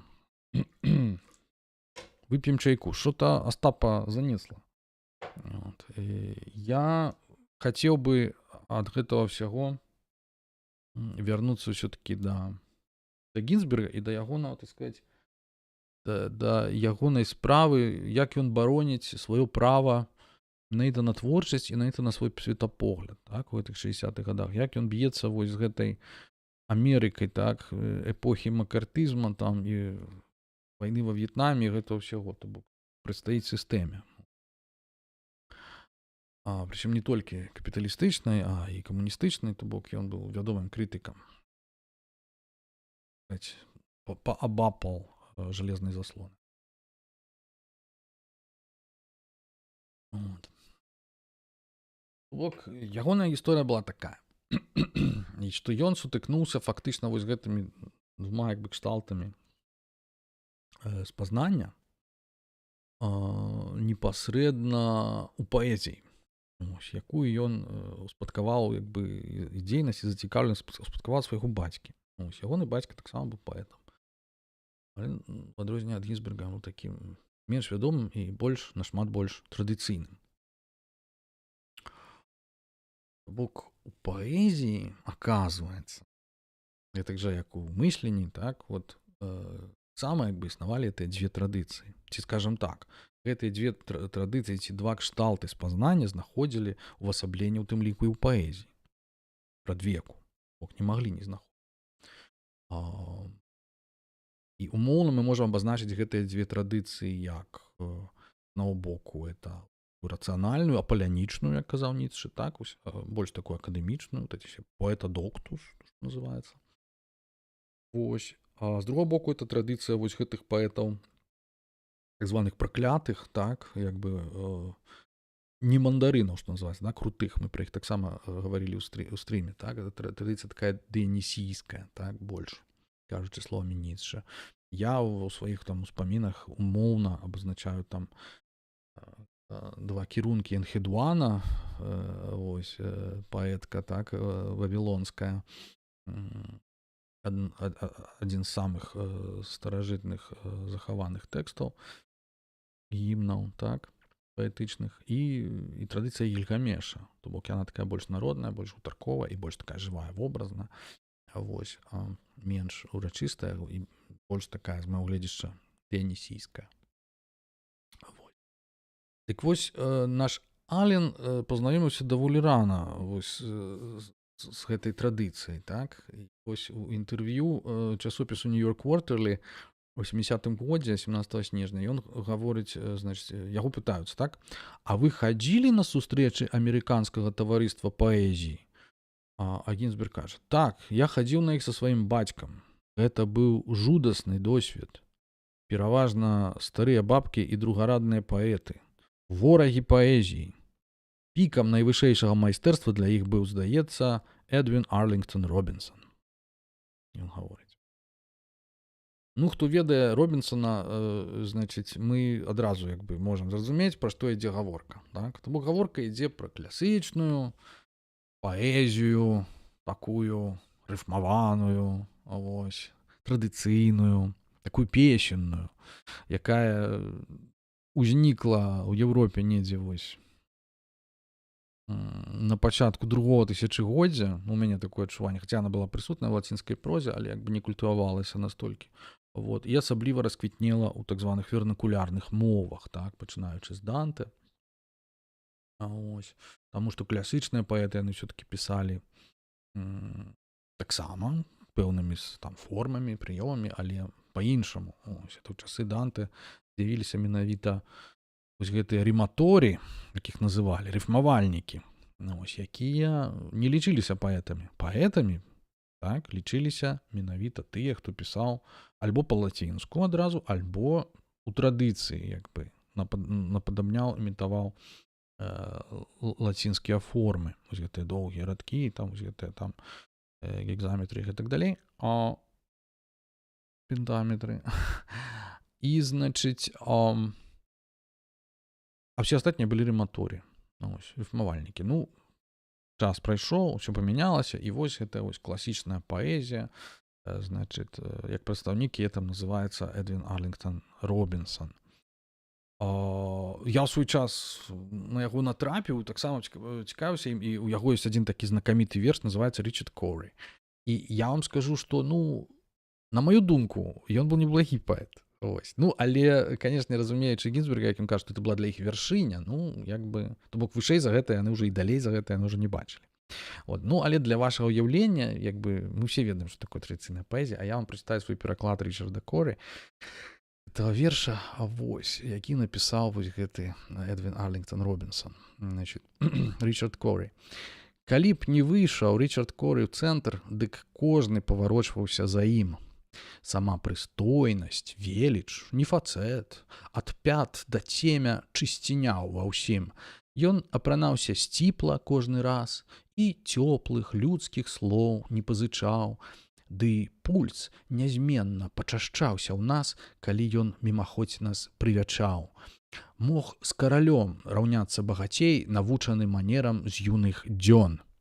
Мы ўсім яго лічылі карацей, і нам карцела быць такім, як ён. Мы ж елі толькі горкі хлеб, лічы, працуючы з відна да невідна. А Річард Коры летнія начы прыйшоў дамоў і кулю ў лоб загнаў. Вось, это верш 1997 года. Вось, што яго яднае з сапраўднай паэзіяй, як бы, это не толькі там вось гэта даволі такая натуральная, можна сказаць, плынь мовы, з якой ён апавядае гэтую гісторыю, а вось менавіта вось гэты твіст в канцы, вось гэты point. Это такі ўжо чалавек, якім захапляўся там весь раён, кароль раёна, карацей. Вот. Адзіў там, і кожны яму зайздросціў, а ён, так сказаць, не бачу ва ўсім гэтым ніякага сэнсу. Вось, ну, магчыма, гэта пародыя пэўная на дэнды таго часу, якія, як бы, все такія апраналіся, так выкшталцона, ось, але таксама не бачылі асаблівага сэнсу. А ось і даволі часта там гулялі з гэтымі самагубствамі, гэта далей, ну, адным словам. Такі тыповы персанаж, напэўна, якога можна было тады сустрэць. То бок, не такі гэта просты верш. Тым не менш, сама гэта манера пісьма, ну, напэўна, у амерыканскай паэзіі як бы кульмінацыяй яе з'яўляецца Дыкенсон, ну, для мяне асабіста. А вось, таму што, ну, пасля яе ўжо як бы, ну, пісаць так ужо, як бы, і пісаць эту традыцыйную паэзію, напэўна, і не мела асаблівага сэнсу, таму што як бы яна вычарпала яе сродкі, прычым яна іх перасягнула, тым што яна імі як бы недастаткова валодала, яна іх менавіта рассунула вось гэтыя ўяўленні. То бок у яе вершы яны не такія, не гладзенькія, не прычасаныя, як у таго ж Робінсона. Да? І, дарэчы, Дікенсон была адна з тых, каго чытаў Гінзберг у маладосці. Ну, не касіў пад яе, але быў пад яе ўплывам. І наогул, што самае смешнае, так, ён хадзіў вось на гэтую Poetry Society of America. Да? Это мне нагадвае нашу беларускую заран... Ну, вот это творчае аб'яднанне, да, яны все по-рознаму называліся, у нас у Берасці называлася Заранка, таму што яно было пры абласной газеце Зара. Вось, і вось там таксама хадзілі такія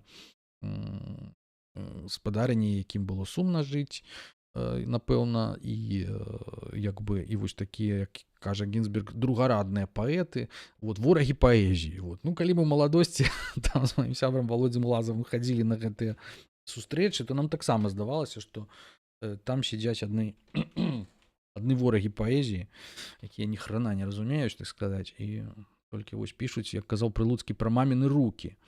Вот. І, значыць, ну і Гінзберг вот падобна, вельмі падобна, ягонае апісанне вось гэтых вось амерыканскіх сустрэч, яно вельмі нагадвае, так сказаць, мой уласны досвед в гэтым сэнсе.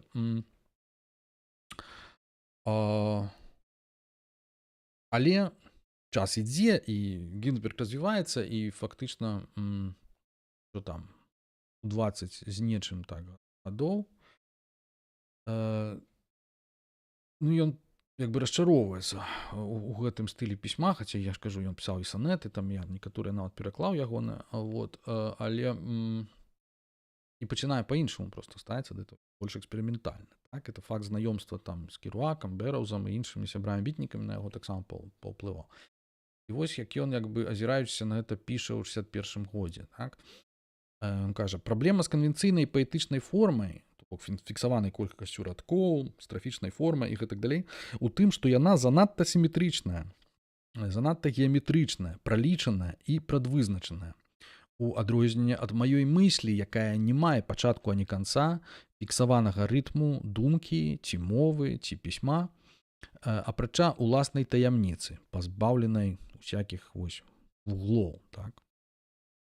То бок, маецца на ўвазе, што калі мэтай паэзіі ёсць перадаць функцыянаванне мыслі, то яно нашмат больш складанае за гэтыя сіметрычныя прадвызначаныя нейкія накінутыя ёй формы. Так? Тут трэба сказаць тое, што я думаю, казаў у папярэдніх стрымах некалькі разоў, што на той момант ужо, это другая палова 20-го стагоддзя, канешне, была вялікая інфляцыя карыстання гэтымі формамі.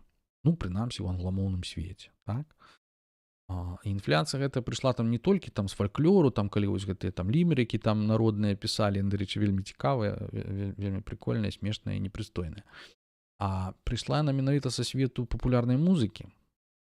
Таму што все гэтыя кабарэ, мюзіклы, джаз-клубы, так, гэта ўсё наогул поп-музыка таго часу, там даваенная, яна натуральна карысталася гэтай рыфмаванай паэзіяй у тэкстах, і яе было вельмі шмат.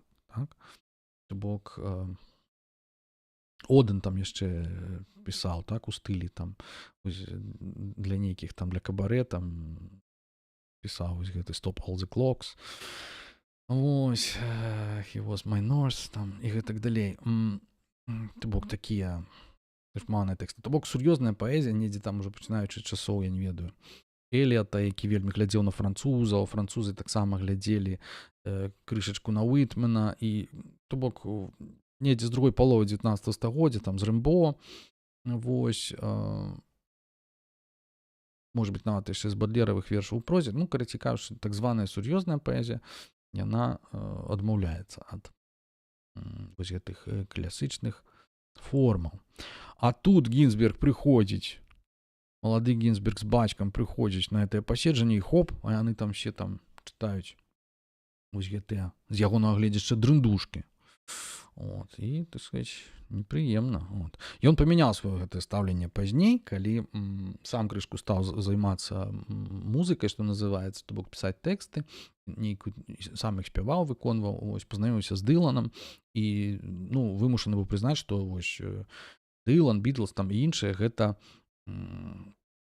фактычна ўжо мастацтва. То бок у іх рок-н-рол і гэта ўсё яно дасягнула высокого такого ўзроўню. Так? То бок яны сапраўды сябравалі з Дыланам, і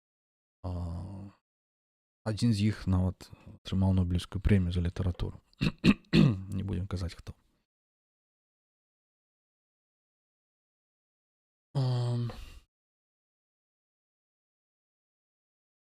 І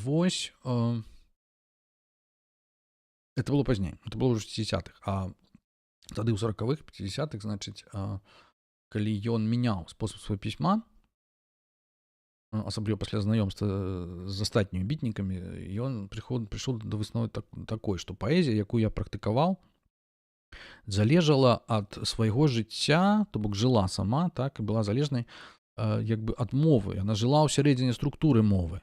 Яна залежала ад словаў як асяродку свядомасці і як вынік свядомага быцця. То бок, для кагосьці прагучыць абсурдна, так? Што такого чалавека, як Гінзберг, паэта наогул можа бянтэжыць, ці можа яму замінаць залежнасць ягонай паэзіі ад мовы. Гэтай структуры рацыянальнай. Як жа ж такое можа быць? Як жа ж паэт і без мовы? Уявіце сабе, што сапраўды, што Гінзберг і іншыя, якія, ведаючы досвед там сюррэалістаў і іншых сваіх папярэднікаў, цікавячыся будызмам і так далей, па-іншаму глядзелі на это ўсё, так?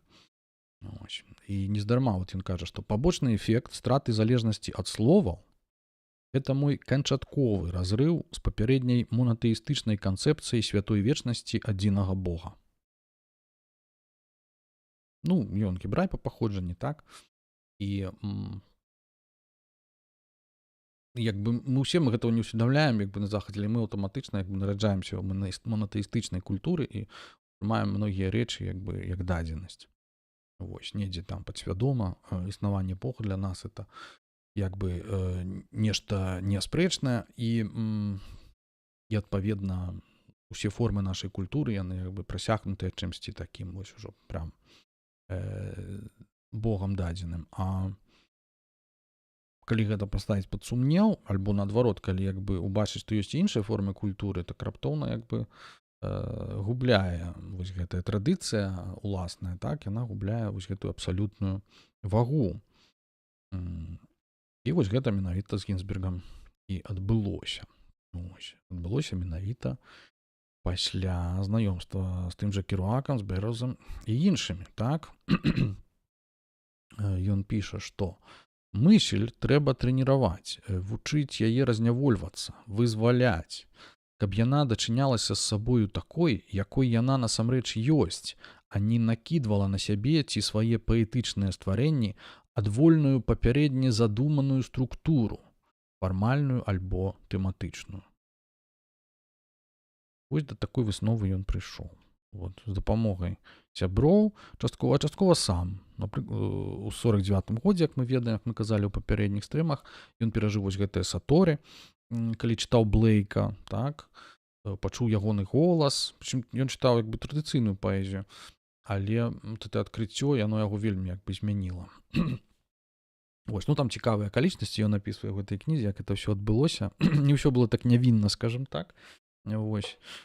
Ён там прызнаецца ва ўсякіх сваіх звычках таго часу, але не будзем на гэта асабліва зважаць. Галоўнае, што сапраўды змянілася ягоная мысль. Ну, хто ўяўляе сабе, што такое саторы, то як бы таго гэта не здзівіць, я думаю. Так, што настолькі ён адкрыў для сябе вось гэты іншы тып спазнання, пра які мы казалі, пра які ён будзе як бы казаць у сваіх далейшых тэкстах увесь час і які будуць практыкаваць у сваёй творчасці. Вось. І што мы бачым, што як толькі яны, значыць, пачынаюць практыкаваць вось гэты спосаб іншай паэзіі, так, нетрадыцыйнай, як бы, ці, скажам так, якая выходзіць з іншай традыцыі, чым вось гэтая агульнапрынятая, нам з вамі добра вядомая, дык як бы яны сустракаюцца вось гэтым згаданым непаразуменнем і нават, можна сказаць, як бы з рэпрэсіямі, так, з боку вось гэтай вось паэзіі апалянічнай рацыянальнай, так, то бок гэта менавіта з боку крытыкаў, так, як бы з гэтых журналістаў, там, тагачасных там літаратуразнаўцаў, ось, і іншых, то бок, і гэта былі не проста там, не ведаю, там адмовы з публікацыяй, так, як бы, ось, што іх там все резалі, ніяк не прапускалі, яны гадамі чакалі проста там публікацыі сваіх твораў, так, ці там On the Road Керуака, ці там Джанкі Бэрроўза, ось, то сам баяліся просто, так, это праблемы з цэнзурай былі, ось, цэнзураваныя тэксты публікавалі, это значыць працэсы былі судовыя уже пасля публікацыі, так, это як супраць Гінзберга, так, супраць Бэрроўза. І гэтак далей, то бок вось гэтае вось агульнапрынятае нейкае такое прызнанне пазнейшае, якое ўжо там в 60-х годах прыйшло у часы хіпі, можна сказаць, прыйшло да бітнікаў, яно было таксама, в прынцыпе, даволі павярхоўным, то бок яны іх цікавілі як бы сацыялагічна, як вот папярэднікі вось гэтай новай хвалі, гэтых дзяцей кветак, але як бы неяк самі па сабе, так. Ну, гэта многім з іх як бы і каштавала, як бы, ну, і жыцця, як таму ж Керуаку, можна сказаць. Вось. То бок гэты пераслед, пра які Гінзберг кажа з самага пачатку, што мы адчуваем, што проста мы з боку вось гэтай рацыянальнай цывілізацыі адчуваем уціск і прыгнёт. Ён як бы быў, ён меў канкрэтныя формы. Ось.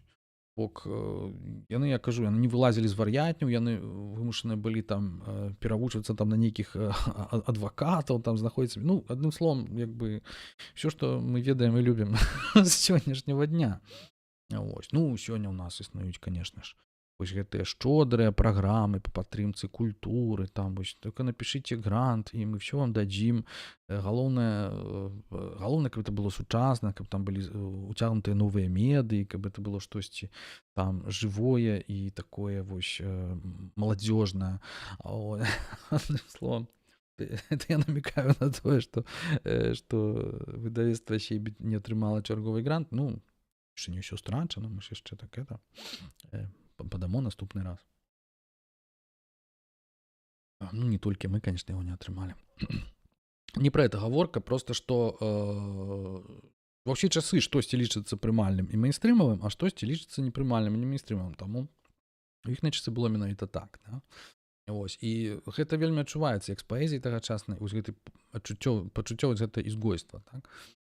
Як бы ён там піша, што канец канцоў, мы паэты і навелісты, а не пераапранутыя марсіяне, што спрабуюць атруціць чалавечую мысль антызямной прапагандай. Але канфармістам з шэрагу так званых прафесіяналаў, так, усе гэтыя бітніцкія, буддыйскія, містычныя і паэтычныя даследзіны могуць такімі якраз і здавацца. Ось. А пры гэтым, зноў жа, у іх была свая сістэма, свая тэорыя, так, свой тып спазнання, якому яны адпавядалі. Яны не разумелі, ну, як это нас грамадства не разумее. Да? А ўсё гэта, ён кажа пра іхную творчасць, усё гэта цяжка назваць бессувязным, хіба толькі тымі звышвербальнымі шаленцамі, якія зарабляюць сабе на хлеб шматслоўнай абаронай сваёй уласнай кепскай прозы. Ён тут мае на ўвазе перадусім вось гэты навуковы як бы і медыйны эстаблішмент, якія там грамілі іхныя творы в 50-х, 60-х годах. Так? Упс. Это тэкст 61-го года, вот, про які ён кажа.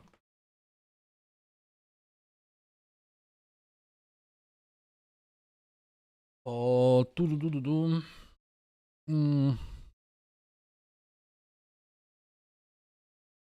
То бок, я з гэтага раблю якую выснову для сябе, што вось гэтаму тыпу спазнання другога, так, павінна адпавядаць нейкая і свая навука, то бок нейкая свая дысцыпліна.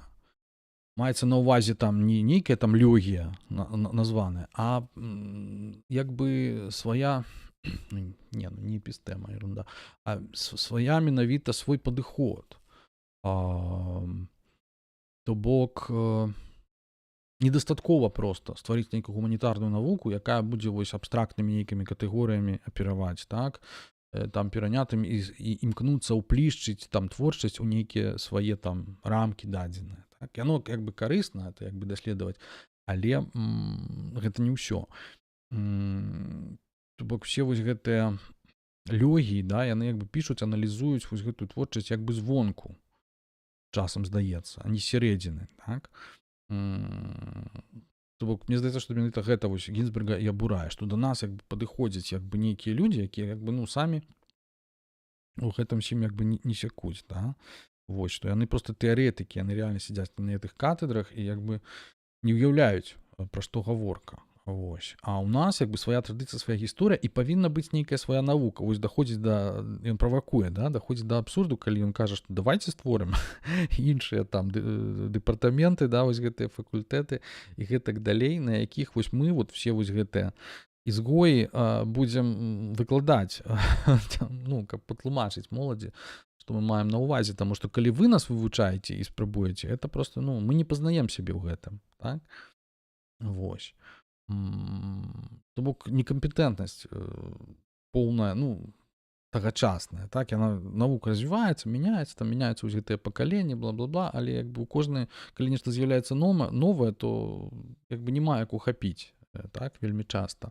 Вось, то бок фармаванне нейкіх там вось, іх все спрабавалі запіхнуць у нейкія плыні, там, нейкім параўноўваць, вось. А Гінзберг казаў, не, у мяне зусім іншы, як бы, бэкграунд, я сыходжу з іншых аўтараў, іншае чытанне гэтых вашых, што вы мне падсоўваеце, з якім вы мяне аб'ядноўваеце ў адно, это абсалютна, як бы, ну, гэта не я, так?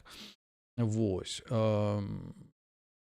То бок думка такая там у яго даволі такая скразная, я в прынцыпе з ёй згодны, што ось сапраўдная як бы гісторыя вось гэтага іншага спосабу спазнання гэта заўжды гісторыя як бы антагенезу, да? Не філагенезу, там нейкія абстрактныя з'явы, якая там школа там з'яўляецца, тэндэнцыя. Ну яно так можа быць і выглядае як бы з далёкай перспектывы, да? Каб веданне гэта ўсё нейкім чынам запакавала і магло там азірнуцца, прааналізаваць тут яно ўсіх. Але сапраўдная як бы гісторыя творчасці гэта заўсёды творца, гэта заўсёды канкрэтны аўтар, мастак, мысляр, так? Это ягонае быццё.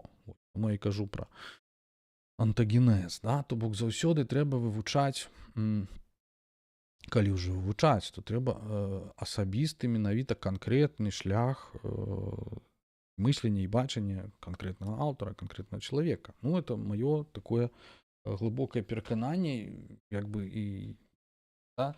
То бок зноў жа, гэта гісторыя не абстрактных ідэй.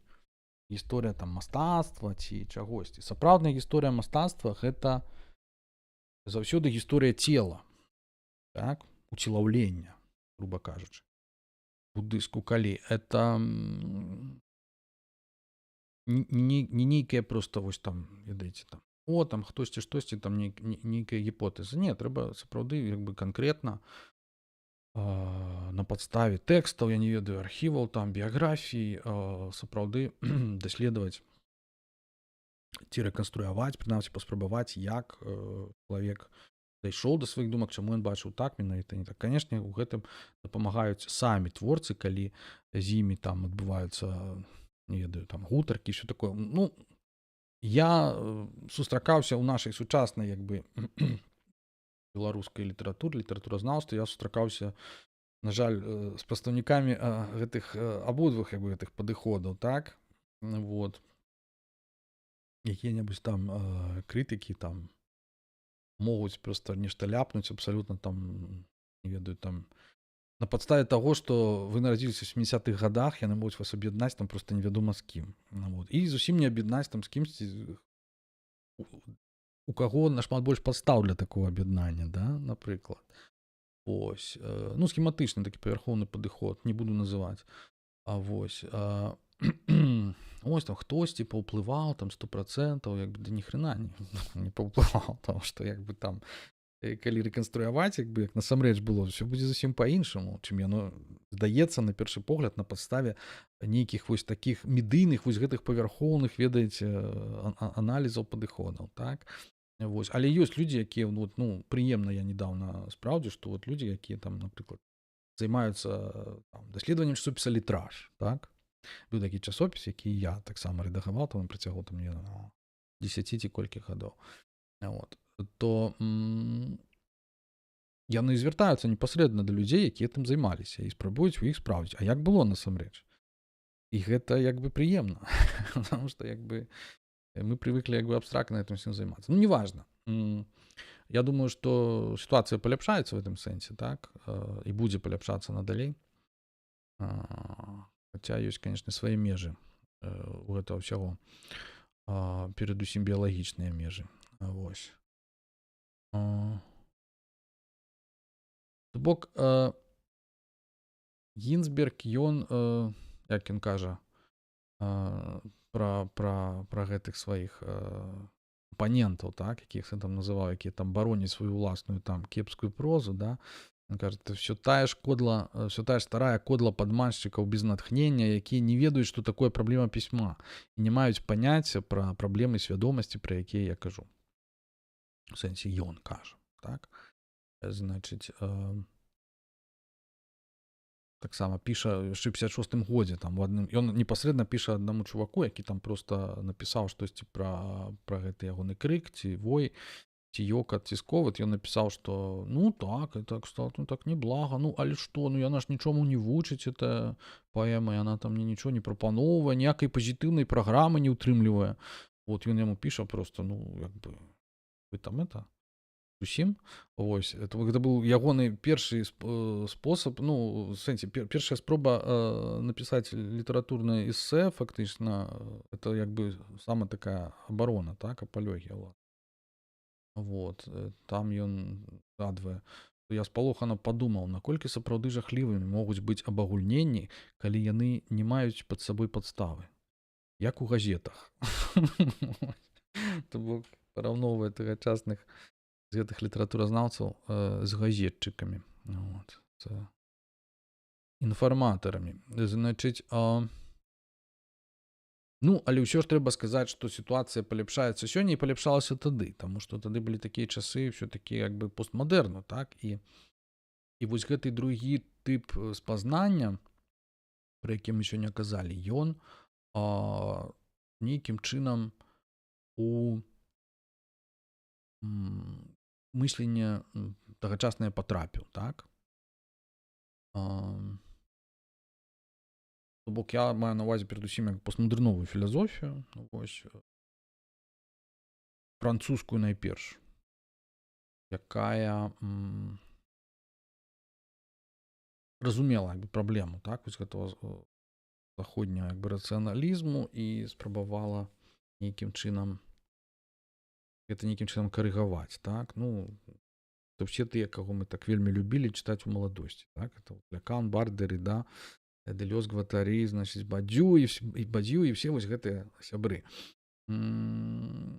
Некаторыя з іх цікавіліся усходам, так? Будызмам, як прыватнасці Лекан, пра якога мы казалі, вось. Барт напісаў кніжку пра Японію. Ну і гэтак далей, да? Дэлёз Бергсонам займаўся, які быў блізкі да ўсходня там. І гэтак далей, і гэтак далей. Значыць, Леруэль, да, быў такі. Ну і іншыя, модны проста сярод будыйскіх філосафаў. Таму, вось, то бок, тое, што я кажу, што яны спрабавалі вырвацца за межы традыцыйнага філасофскага дыскурсу. Але паколькі не ўсім з іх было, называецца, за што зачапіцца, то бок, як бы, яны все-таки заставаліся ў рамках заходняй традыцыі, то вельмі часта яны сваю крытыку вось гэтага заходняга мыслення вялі з пазіцый, ну, марксісцкіх, так? Вось сыходзілі з марксізму. І гэта як бы, ну, сёння як бы у вачах, скажем так, пэўных людзей іх як бы крышачку як бы, ну, дыскваліфікуе, так? Іх недаробак, на жаль.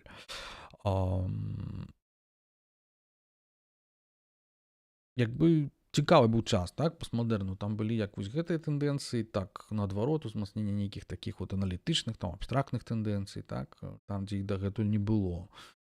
Ну, яны дагэтуль былі, напрыклад, філасофіі, вось, але, напрыклад, у музыцы іх было не так шмат, хаця, ну, такой Шонберг, так, это все это вот прымяненне все вось гэтых нейкіх чыста выкладак разумовых, там, амаль матэматычных, можна сказаць, прымяненне да музыкі, вось, і яно там працягвалася і ў 50-х годах, 50-х, там, гэты вядомы артыкул быў аднаго амерыканскага якраз кампазітара, які сказаў, што, ну, якая розніца нам, слухаеце вы нас ці не слухаеце, ну, ось, мы просто, так сказать, нас это не цікавіць, нас цікавяць чыстыя эксперыменты, мы як навука, вот ён там справді проста піша, мы як лабараторыя, мы просто вось з гукам там штосьці недзе робім, вось, ну, з аднаго боку это як бы такая навуковая мова, з другого боку гэта вельмі нагадвае тое, што бітнікі казалі, як бы, што яны, ці сюррэалісты пры сябе казалі, так, што яны таксама в лабараторыі нейкай там займаюцца даследаваннем таго, як насамрэч працуе чалавечая мысль, так,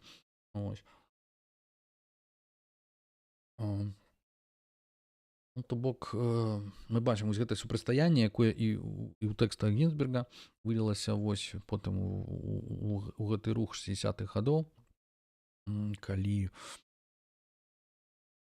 прыйшоў вось гэты рок-н-рол, так, пара, ну, в сэнсе не прыйшоў, а набыў проста грамадскае значэнне, зрабіўся пратэснай музыкай новага руху, вось гэта контракультурнага, так, ну і адпаведна бітнікі, як папярэднікі ідэйны гэта ўсё таксама ў гэта ўсё уліліся, так? Вось. Шмат тагачасных змен, і нават яны закранулі там, не ведаю, не толькі там літаратуру, музыку, там кіно, так, гэта французская новая хваля, але яны закранулі нават беларускую літаратуру, страшна падумаць. Тады якраз вось пачалі сваю, ну, некаторыя пачалі, некаторыя працягвалі творчую сваю дарогу, як бы Янка Юхнавец, як бы, напэўна, галоўны такі эксперыментатар. Ну, ён проста вырас ужо фактычна ў Амерыцы, ён жа фактычна яшчэ хлопчыкам маладым быў, калі прыехаў у эміграцыю і там сфармаваўся, чытаў сучасную паэзію амерыканскую, у тым ліку я перакананы, што ён чытаў Гінзберга. ось і іншых бітнікаў. Вот, і пісаў чымсьці. А з другого боку, як бы Беларусі Алесь Разанаў, які таксама нейкім чынам даходзіць да гэтай неабходнасці эксперыменту, так, паэзіі. Ну, але гэта такія адзінкавыя выпадкі. Вось,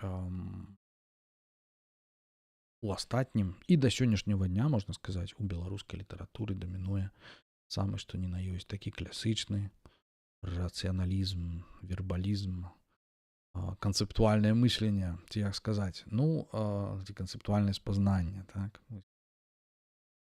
кніжнае. Чаму гэта так? Я думаю, што мы пагаворым з вамі заўтра, таму што недзе палову мы тэмы сёння асягнулі. Я адчуваю, што не так добра выспаўся, як трэба выспацца перад такімі стрымамі. Я яшчэ сёння раніцай рабіў пераклады вось гэтых тэкстаў Гінзберга, каб вам працытаваць. Таму адчуваю, што час мне адпачыць сёння і працягваць будзем, напэўна, заўтра. Заўтра з раніцы. Я яшчэ пагляджу, дазволю сабе глянуць, што ў нас там па пытаннях, калі мне вот зараз адкрыць. Не, напэўна, няма ніякіх пытанняў. Можа быць, ужо ніхто і не слухае, мне здаецца. Колькі можна нейкіх там Гінзбергаў божых, это ж настолькі ад нас далёка, эзотэрычна. Проста вось. Чакайце, на іншым кампе яшчэ гляну. Шчыры дзякуй за такі змястоўны шчыльны аповед, асобна за цудоўны пераклад цытат. Ну вы ж там даверайце, але правярайце, как бы, это ж я ж не этого. Цытаты не просто так. О, 3 чалавекі з іх глядзяць, напэўна, адзін з іх я. Я дзякую вам, дарагія сябры, буду закругляцца і спадзяюся, што заўтра мы зможам працягнуць, але спадзяюся, што раней. Я ўжо не буду чакаць до 12 гадзіны, напэўна, з раніцы, каб проста быць крышачку ў форме і ўсё гэта давесці да ладу. Такім чынам, я з вамі на сёння развітваюся і буду спадзявацца, што мы убачымся з вамі заўтра. Усяго вам добрага, добрай вам суботы і да нядзелі. Да заўтра.